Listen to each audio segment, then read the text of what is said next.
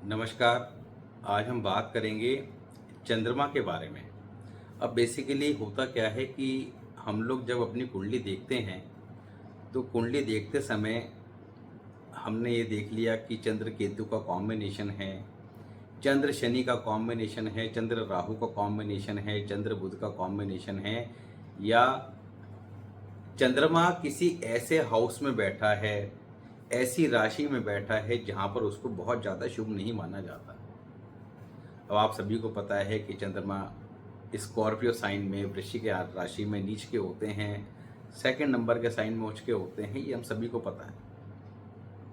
Normally हम गलती कहाँ कर बैठते हैं चीज़ों को प्रॉपर एनालाइज करने में, और वही सबसे बड़ी परेशानी का कारण रहता है कि जिसको हम अच्छा समझते हैं वो खराब होता है, जो खराब समझते हैं वो अच्छा होता है। चंद्र केतु का कॉम्बिनेशन जब हम कुंडली में देख लेते हैं तो चंद्र केतु के ऊपर मैंने बहुत बार बात की हुई है और सेपरेट कई बार मैंने ये वीडियोस बना रखी है। That is very very bad combination, इसमें कोई दुराई नहीं है। मगर कितना बैड है और क्या रियली बैड है, इन दोनों बात में डिफरेंस है। तो जब भी हम किसी भी कुंडली को देखते हैं, चाहे अपनी हो या किसी और की हो, ये समझने की आवश्यकता होती है कि आपने प्रॉपर तरीके से कितना उसको चेक किया।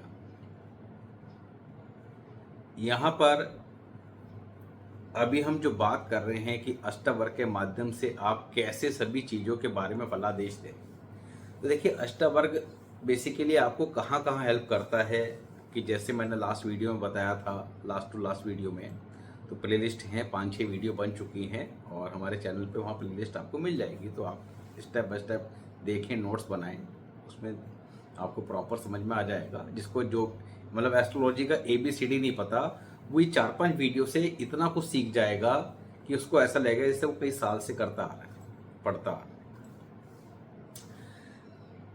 चंद्रमा जब केतु के साथ कुंडली में हो तो चंद्रमा हमें पता है कि मन का कारक है, प्रॉस्पेरिटी का है, हैप्पीनेस का है, एजुकेशन है, हेल्थ है, और आपका लिक्विड कैश है, पैसा, नगद पैसा जो आपके पास रहता है, that is moon.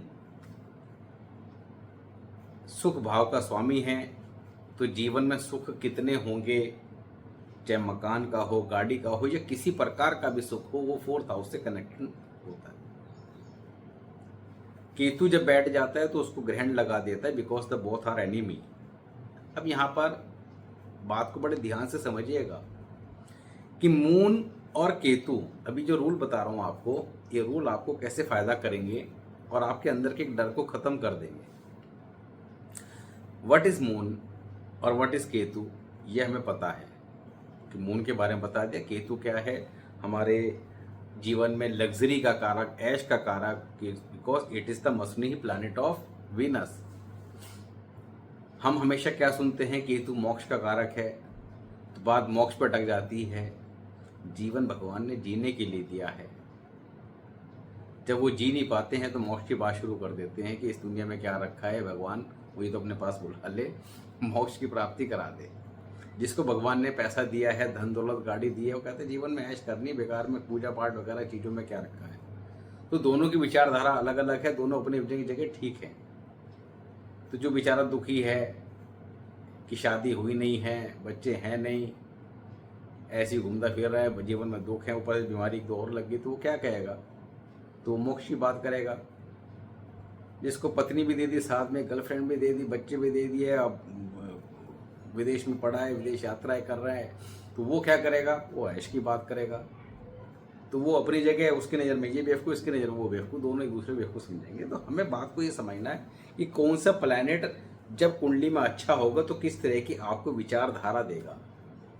Ketu is very very important planet. Chandra Ketu का कॉम्बिनेशन जब कुंडली में बन जाता है तो बहुत बिकम बैड। चंद्रमा को ग्रहण लगा देता है, जातक का मन किसी न किसी कारण चिंतित परेशान रहता है। चंद्रमा माँ है, केतु कट सर्जरी का कारक है, माँ की सर्जरी करा देगा, माँ बेटे दोनों दुखी। और यहाँ पर अलग अलग हाउसेस के अकॉर्डिंग इसकी प्रेडिक्शन बदलती जाएगी। अब ये अलग विषय है, मगर दोनों क्या वास्तव में बहुत खराब हो गए? क्योंकि आप अगर 50-100 कुंडली लें या कुछ कुंडली ऐसी उठा लें जिसके अंदर चंद्र केतु एक ही घर में है, एक ही राशि में है,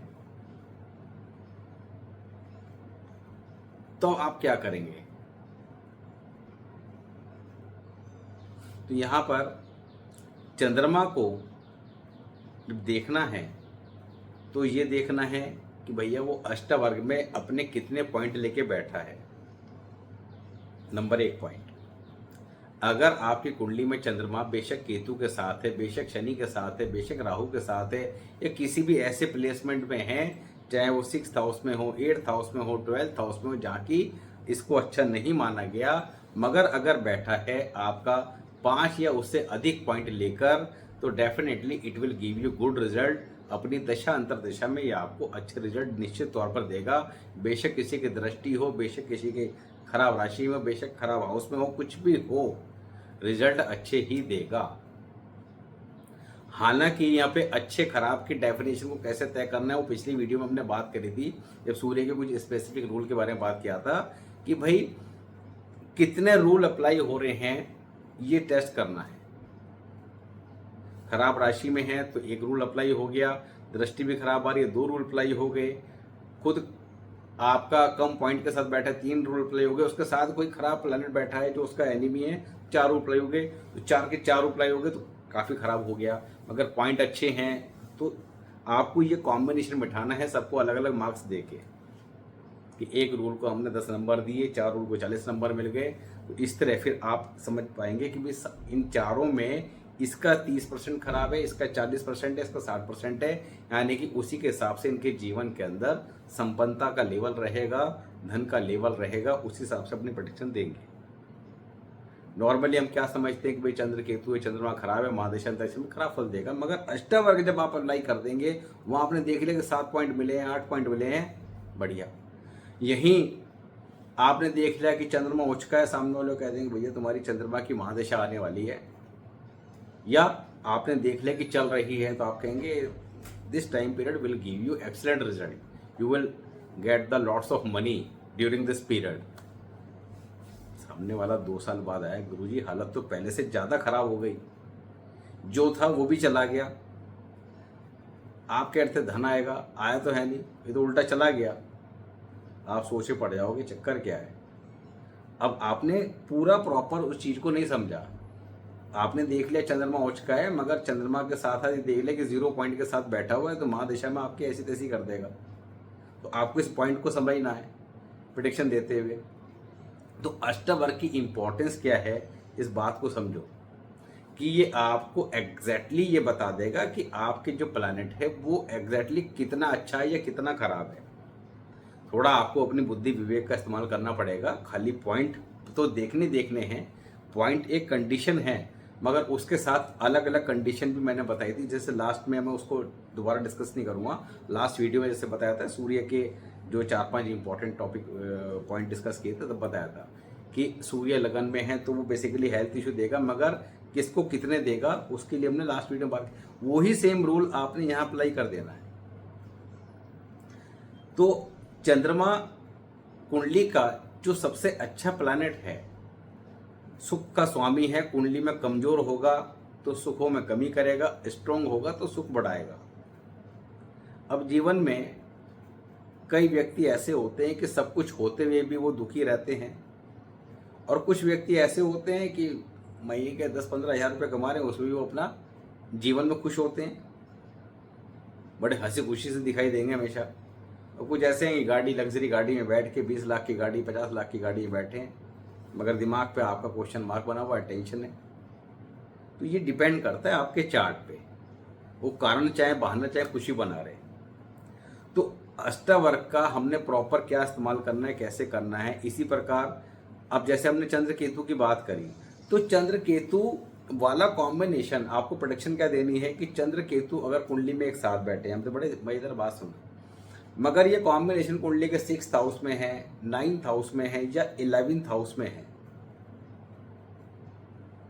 अब देखने में चंद्र केतु है बहुत खराब है, मगर यही कुंडली के 6th हाउस में, 9th हाउस में, 11th हाउस में बना हुआ है कॉम्बिनेशन, और यहाँ पे चंद्रमा 6 पॉइंट 7 पॉइंट के साथ बैठा है, तो आप उसको आंख बंद करके बोल दो कि डेफिनेटली यू विल बिकम अरबपति, नॉट करोड़पति। अब वो पूछेगा कि फिलहाल तो नौकरी नहीं है, अब बनूंगा कब? तो क्या आंसर देना है कि भाई ग्रैंड भी बना हुआ है तो ग्रैंड अपना काम करेगा, अष्टवर्ग अपना काम करेगा, हर चीज अपना काम करेगी। तो आप उसको कहोगे कि when you will get dasha और antardasha moon, result will come excellent. And proper growth, जीवन में स्टेबिलिटी और ग्रोथ कब आएगी? After the age of 45, because the any time of grand, चाहे सूर्य ग्रैंड हो चाहे चंद्र ग्रैंड हो, कुंडली में जब भी बना होता है तो 45 तक दुखी ज़्यादा करता है। हालांकि मेरा समझाने का प्रयास क्या रहता है कि भाई कुछ भी बना हुआ है, चंद्र शनि का योग है, चंद्र ग्रहण का योग है, तो लोग डर जाते हैं, घबरा जाते हैं, इधर उधर पूजा पाठ कराने के चक्कर में लग जाते हैं, कोई रिजल्ट मिलते नहीं है। सिंपल रेमेडी है, कुछ रेमेडी फ्री के हैं, कुछ में 20-50 रुपये 100 रुपये खर्च होने, नियम से करने की आवश्यकता है। करो, रिजल्ट आपको विद इन ए वीक दिखाई देंगे। करो। तो आपको ये समझना है कि आपकी कुंडली के अंदर चंद्रमा कहाँ बैठा है, कैसे बैठा है। हालांकि हम नेक्स्ट वीडियो में जो बात करेंगे वो चंद्रमा के स्पेसिफिक रूल के ऊपर बात करेंगे। जैसे भी सूर्य को लेकर हमने कुछ स्पेसिफिक रूल बात करे थे जो काफ़ी इंटरेस्टिंग थे, ऐसी चंद्रमा के स्पेसिफिक रूल की बात करेंगे। तो उन रूल्स को जब आप स्टडी करेंगे, चेक करेंगे, तो आपको डेफिनेटली मज़ा आएगा। जब तक आप टेस्ट नहीं करेंगे, चेक नहीं करेंगे, आपको इन वीडियोस को देखने का कोई फ़ायदा नहीं है। इससे अच्छा तो उपाय की कोई वीडियो देखो और अपना छुट्टी। अब उपाय की वीडियो देख के भी लोग गलतियाँ करते हैं कि साहब मैंने ये वीडियो देखी थी, इस वीडियो को देख के ये उपाय कर लिया। मैंने कहा इस साल के लिए तुमने अपना ये ग्रह जो है, जो आपका अच्छी कंडीशन में था, उच्च का था, इसके उपाय करके नष्ट कर दिया। अभी इस साल आपको कोई रिजल्ट नहीं देगा जो इस साल देने के लिए आया था। हम कोई भी उपाय करते हैं तो गलत कर ले या सही कर ले, उसका रिजल्ट उस साल तक ही रहता है, यानी साल से मतलब आपके बर्थडे तक रहता है। तो हमें ये बात पता होनी चाहिए कि कोई गलत उपाय किया तो वो कितने दिन इफेक्ट करेगा। अब जैसे किसी के व्यक्ति ने कोई उपाय करा, अब वो सही करा या गलत करा ये अलग विषय है, मगर वो डर गया, बाद में उसे पता लगा मैंने गलत कर लिया, तो गलत कर लिया तो वो अपना इफेक्ट कब तक रखेगा? आपका भी बर्थडे आने वाला है 2 महीने में, 4 महीने में, जब भी, तब तक ही उसके रिजल्ट मिलेंगे, उसके बाद उसका रिजल्ट खत्म हो जाएगा। तो चंद्र केतु का कॉम्बिनेशन हो, चंद्र शनि का कॉम्बिनेशन हो, चंद्र राहु का कॉम्बिनेशन हो, या और कोई भी बैड कॉम्बिनेशन हो, इसमें बहुत सारी चीज़ें होती है। मगर अष्टवर्ग के पॉइंट देख के आपको ये समझ में आ जाएगा कि अगर आपका मून कुंडली में स्ट्रांग है तो बहुत बढ़िया है। चंद्र केतु का उपाय तो करना ही करना है, क्योंकि वो जो उपाय है हर साल करना होगा, नहीं तो 45 तक दुखी रखेगा, चाहे चंद्र राहु हो या चंद्र केतु हो, ग्रहण करता ही है तो हर साल उपाय करना होता है। चंद्रमा अगर आपका वीक है, चाहे बेशक उच्च का है, तो आपको रिजल्ट नहीं देगा। चाहे 4th हाउस में है, चाहे लगन में है, चाहे 3rd हाउस में है, जो भी इसके अच्छे हाउसेस बताए गए हैं, बैठा है, रिजल्ट नहीं देगा। तो मैंने अपने उन वीडियोस में बता रखा है कि भाई चंद्रमा 1st हाउस में है तो हमें क्या इंस्ट्रक्शन फॉलो करनी है ताकि खराब को अच्छा किया जा सके और अच्छे को और अच्छा। 2nd हाउस में तो क्या फॉलो करना है। तो इसी प्रकार वो किसी भी हाउस में है, मगर अगर वो 6, 7, 8 पॉइंट के साथ बैठा है तो आपके जीवन में कभी वो आपको परेशानी देगा नहीं, उल्टा उसकी दशा अंतरदशा आपको लाभ देगी। ये समझ जाइए। तो यहाँ पर आप अपनी डिटेल शेयर करते रहिए, इन चीज़ों को टेस्ट कीजिए, कमेंट बॉक्स में बताइए, वीडियो को लाइक करें, हाइप करें। हाइप की रिक्वेस्ट मैंने आपको पहले भी करी थी, लास्ट वीडियो में करना भूल गया, ये याद नहीं रहता है। तो थोड़ा सा ये आपका एक सपोर्ट रहता है, क्योंकि जो ये वीडियो है एजुकेशनल वाली, इन्हें थोड़ा सा लोग नॉर्मली कम पसंद करते हैं। उपाय की होती है ना, जो ऐसा हो जाएगा और वैसा हो जाएगा, वो ऐसी ज़्यादा समझ में आती है। तो थोड़ा सा आप लोग इसको हाइप वगैरह करेंगे तो जो भी ये फीचर्स होता है तो उससे क्या होता है कि थोड़ा सा मूवमेंट मिलता है। प्रयास हमारा यही है कि आप लोगों को घर बैठे सही जानकारी मिल जाए, ताकि आप कभी किसी से कंसल्टेशन भी लें तो आपको ये पता होना चाहिए कि मैं एक राइट व्यक्ति से कंसल्टेशन ले रहा हूँ, क्योंकि कंसल्टेशन की कोई वैल्यू नहीं है। आज की डेट में एस्ट्रोलॉजरों की फीस 1.5 लाख भी है, 31,000 भी, 51,000 भी, 21,000 भी है, अलग अलग है। आप में से कुछ लोग कहेंगे साहब ये बहुत ज़्यादा ले रहा है, इसने लूट मचा रखी है। देखो लूट वूट कुछ नहीं होती है, सबका अपना अपना तरीका होता है, मैं किसी की बुराई नहीं कर रहा। जितनी आपको ठीक लगे उतनी रखनी चाहिए, और मेरा मानना यह है कि जितनी आप फीस लें उतना उसको कुछ दे दें। फिर भी कई बार हमें लगता है कि साहब हमें मिला नहीं 1.5 लाख रुपए दे के, मगर आपको एक चीज़ बताएं कि इन चीज़ों की कोई वैल्यू नहीं है।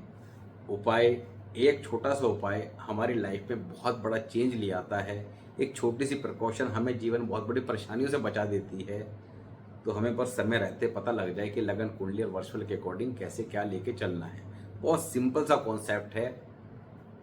तो हमेशा प्रयास यही है कि आप ये समझें, दशा महादशा अंतरदशा कैसी भी आती रहे, लगन कुंडली वर्षफल की प्रिकॉशन रेमेडी पकड़ के चलें, कोई ज़्यादा परेशानी नहीं देगी। मिलते हैं नेक्स्ट वीडियो में, तब तक के लिए नमस्कार।